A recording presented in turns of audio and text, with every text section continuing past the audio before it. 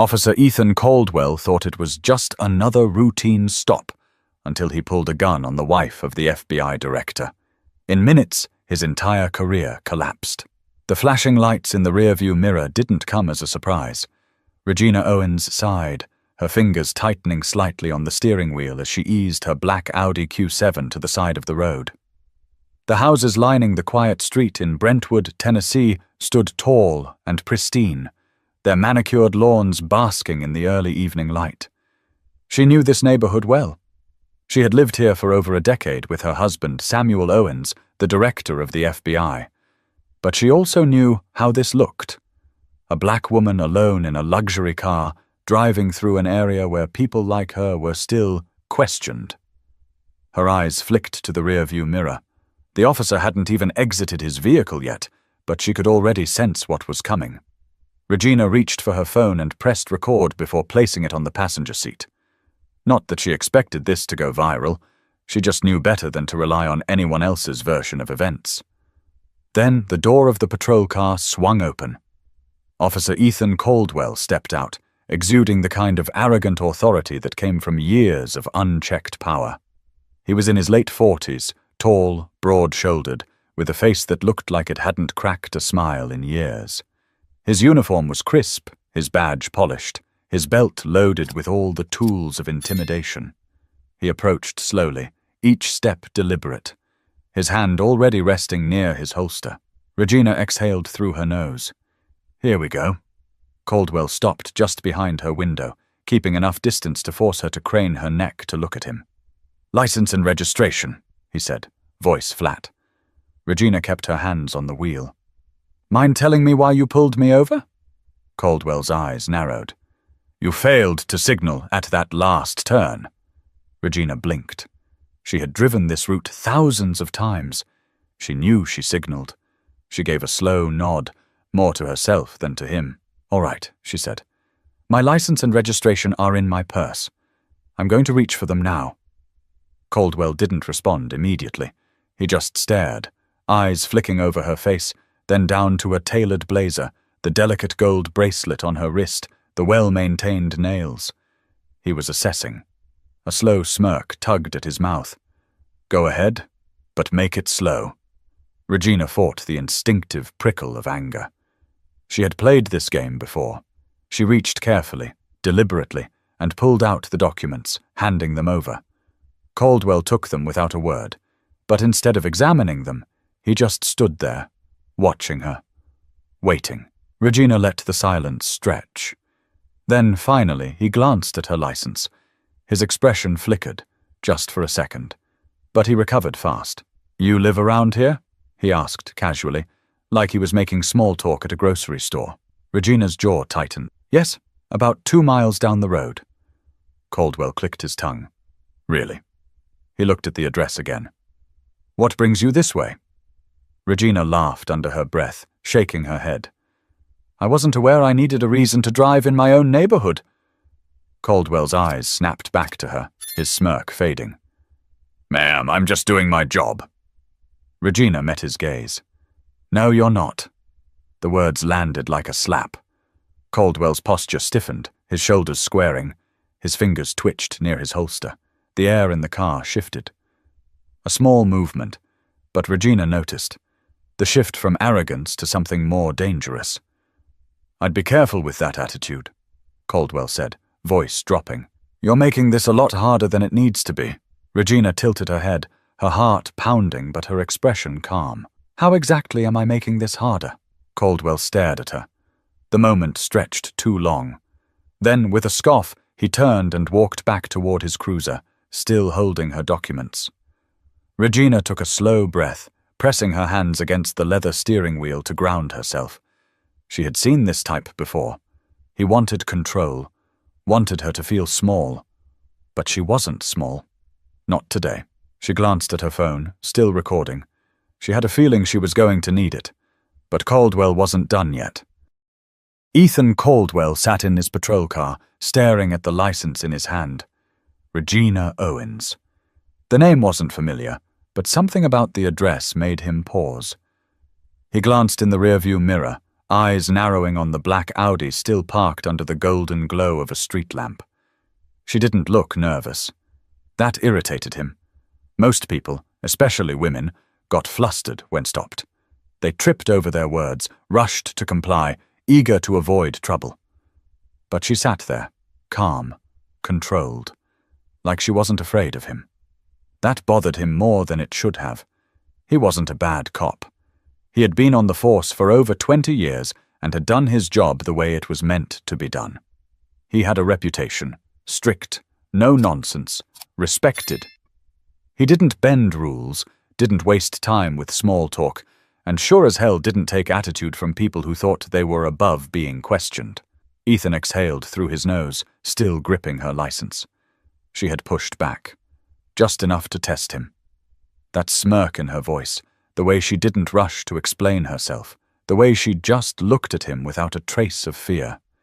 She knew something he didn't. His fingers drummed against the dashboard. A woman like that in a car like that, in a neighborhood like this, something about it didn't sit right. Maybe it was just instinct. But Ethan had learned over the years that his instincts were never wrong. He looked at the computer mounted to his dashboard and entered her name. Regina Owens. Married, no criminal record, no priors, nothing that gave him a reason to push further. But his gut told him he needed to. His radio crackled. Unit 22, status check? Ethan lifted the receiver. Routine traffic stop. No backup needed. A pause. Then the dispatcher responded. Copy that, Unit 22. Ethan set the receiver down, staring at the computer screen again. There was nothing there. No reason to escalate, and yet he wanted to. Because something about her was too calm, too sure of herself. People weren't supposed to be sure of themselves when they were pulled over. They were supposed to be on edge. That was what kept them from becoming a problem. His eyes flicked back to the Audi. She was still sitting there, her silhouette relaxed. Ethan clenched his jaw. He couldn't let her walk away from this thinking she had won. His decision was made before he even realized it. He shoved the license and registration under his arm, pushed open the door, and stepped out. His boots hit the pavement with a solid thud as he walked back toward her car. Slower this time, more deliberate. He stopped by her window again. Regina turned her head, her expression still unreadable. Everything good, officer? Ethan studied her for a moment. Then he leaned down slightly, resting his hands on the frame of her car door. You got somewhere to be? He asked, his voice smooth but laced with something heavier. Regina blinked once. Home. Ethan let out a slow breath, letting the silence sit between them. Then he did something he knew would get under her skin. He smirked. Funny.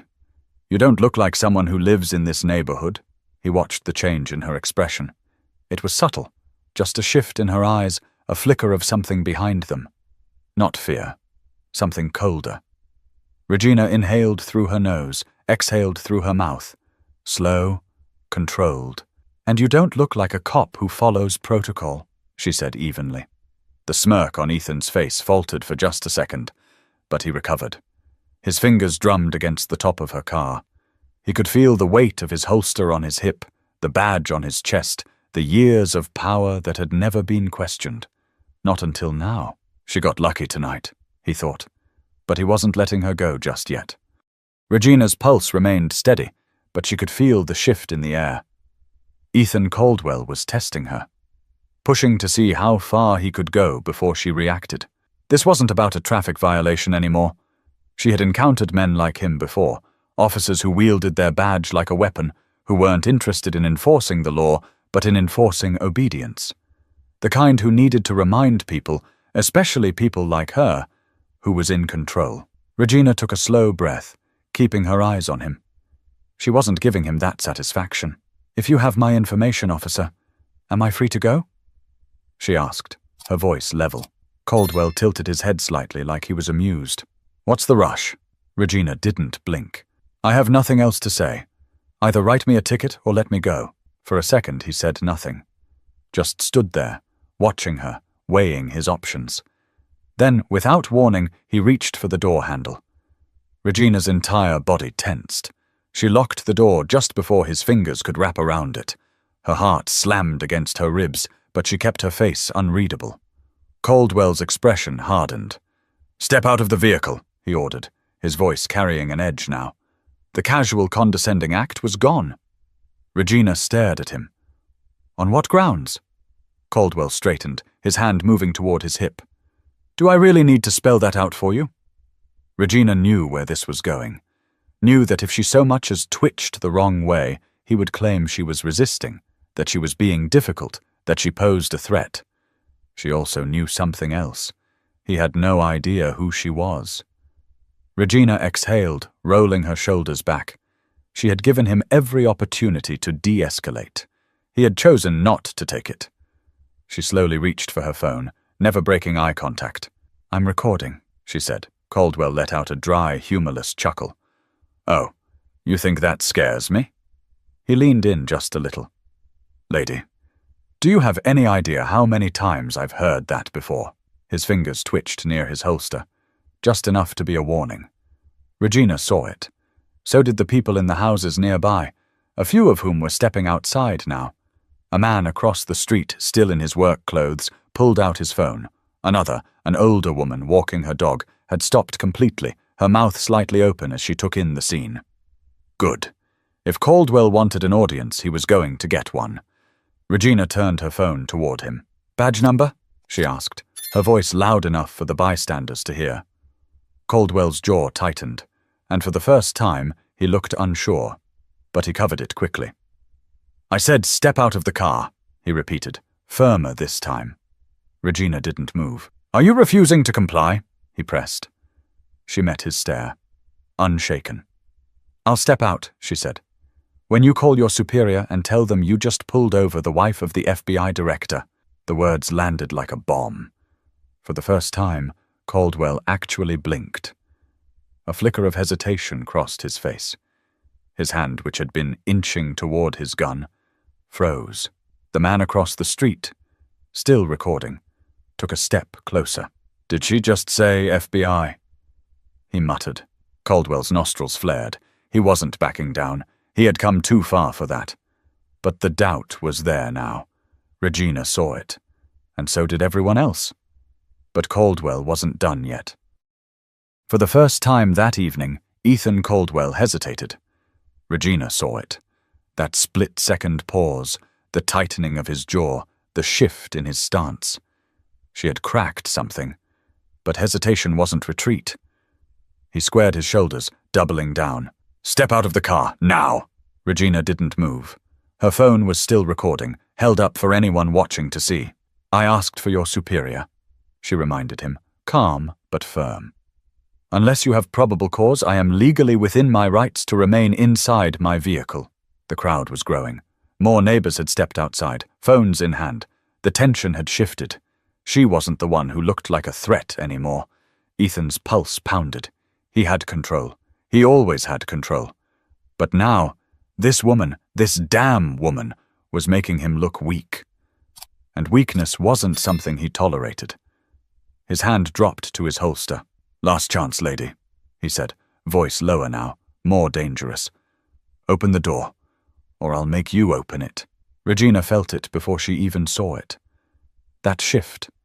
The moment where everything became life or death. She had been in high-stakes situations before, had seen firsthand the way power was abused, the way a uniform and a gun could turn a man into a monster. She had been prepared for a traffic stop. She hadn't expected a gun in her face, but that's exactly what happened. Caldwell's fingers wrapped around the grip of his weapon, pulling it from his holster. The movement was smooth, practiced, too easy. Regina barely had time to react. A gasp echoed from the bystanders. A woman's voice cut through the thick air.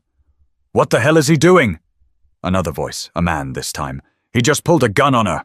The street, once still and quiet, erupted into chaos. Regina felt a chill race up her spine, but she didn't move, didn't flinch, didn't break. Instead, she looked him in the eyes and called his bluff. "You just made the biggest mistake of your life," she said. Loud enough for everyone to hear. The words sliced through the night. Caldwell didn't lower the gun. His breathing was uneven now, the reality of what he'd done catching up to him. But he couldn't back down. Not in front of all these people. Not with cameras rolling. Then, footsteps. Fast. Urgent. A new voice, sharp with authority. "Officer Caldwell, stand down!" Caldwell froze. The voice had come from behind him. He turned slightly, enough to see another officer. A familiar one. Sergeant Raymond Briggs. Briggs wasn't just another cop.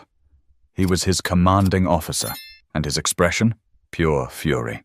"Lower your damn weapon, now!" Caldwell's grip tightened. He could feel his control slipping, but he had already lost. Regina could see it, and so could everyone else. But the damage was already done. Caldwell's fingers twitched around the gun's grip, but his body was betraying him. The weight of his decision, his mistake, was finally starting to settle. Regina didn't move, didn't breathe too deeply. She knew better. A gun in the hands of a man like Caldwell wasn't just a weapon, it was an extension of his ego.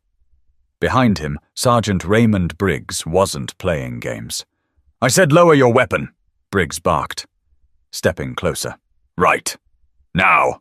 Caldwell's jaw tightened. His mind was working overtime, trying to calculate a way out. He had two choices: comply or make it worse. His nostrils flared, his fingers tensed. Then, finally, he let go. He didn't holster the gun immediately, but he lowered it enough to make the crowd exhale all at once. "Holster it!" Briggs ordered. "Now!" Caldwell hesitated. Then, with a sharp breath, he shoved the weapon back into place. Briggs immediately turned to Regina. "Ma'am, are you all right?" She kept her eyes on Caldwell. "I'd like my license and registration back." Caldwell didn't move. Briggs stepped closer. "Hand them over." Caldwell's hands were shaking now. He reached into his chest pocket and pulled out the documents, tossing them onto Regina's dashboard like they were trash. Regina took them without a word. Briggs turned back to her. "Do you want to file a formal complaint?" Regina exhaled slowly, her pulse still steadier than it should have been. Then she leveled her gaze at Caldwell. "There's something he needs to hear first." Briggs frowned. "Ma'am?"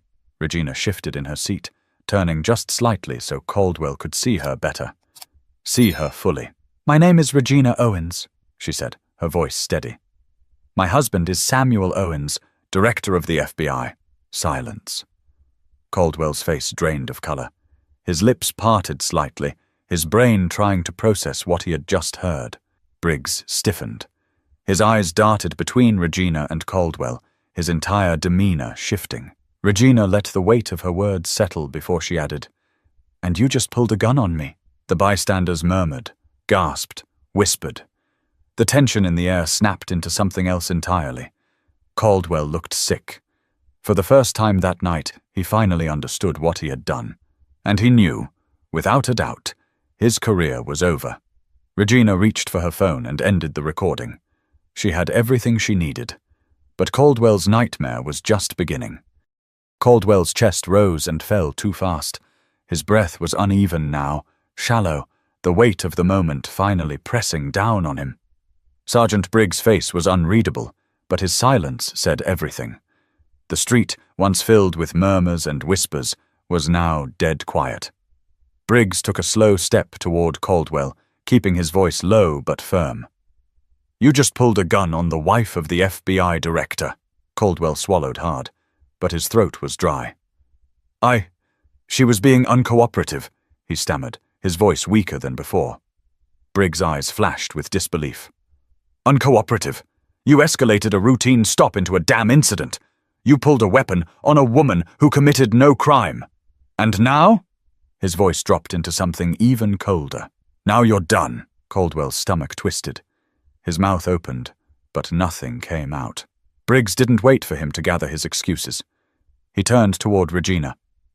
"Ma'am, I need to formally apologize on behalf of this department. This should have never happened." Regina nodded once, but her face remained unreadable. She wasn't here for apologies.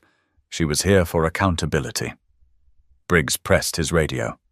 "Dispatch, I need Internal Affairs notified immediately. Officer Caldwell is being placed on administrative leave, effective immediately. Caldwell flinched.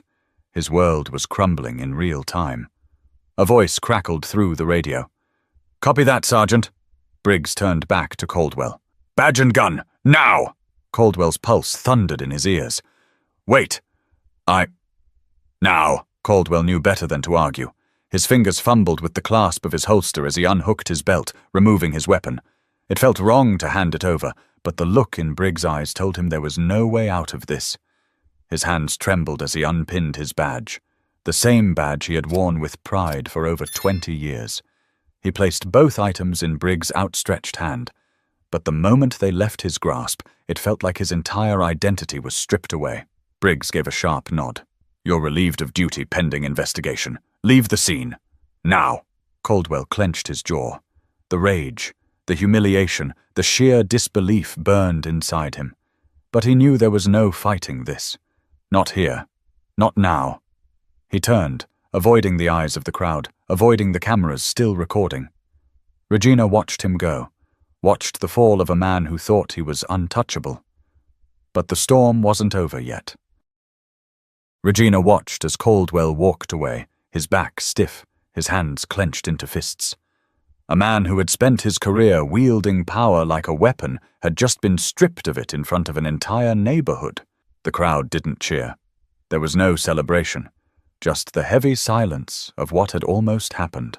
Briggs turned back to Regina. "Would you like to press charges?" Regina considered the question. The old version of herself, the one who had learned long ago to pick her battles, to avoid unnecessary conflict, might have said no, might have let it go. But that version of herself no longer existed. She thought about the women who wouldn't have had the chance to speak up, the ones whose names became headlines, the ones who never made it home. "Yes," she said, her voice unwavering. "I want him held accountable." Briggs nodded. "We'll take it from here." The crowd slowly began to disperse, but the moment would live far beyond this street. By the time Regina got home, the video was already spreading. Her phone buzzed with messages. Friends, colleagues, even journalists. And then finally, "Samuel," she answered, already hearing the tension in his voice. "Regina," he said, his tone carefully controlled. "Are you all right?" She exhaled. "I am." Silence. Then something colder. "What's his name?" Regina closed her eyes for a moment, knowing what was coming. "It's already being handled." Samuel didn't respond right away, because he was already making his own calls. By morning, Ethan Caldwell was national news. His name was on every headline, his actions dissected in every newsroom. The footage of him pulling a gun on an unarmed woman, the wife of the FBI director, was everywhere. And Regina? She wasn't just a victim in this story. She was a reminder. That power doesn't make you untouchable. That accountability comes sooner or later. And that no matter who you are, no matter your badge, your title, or your years of service, there are some lines you don't cross. Regina sat on the edge of her bed, the weight of the day finally settling in. She had made it home. But too many others hadn't. She glanced at her phone, at the flood of support, of outrage, of people demanding justice, and for the first time that night, she let herself breathe, because this time, the right person lost. If you believe accountability matters, share this story. Let people see the truth. Let them know that power should never be used to silence the innocent. And if you haven't already, subscribe for more real stories that need to be heard.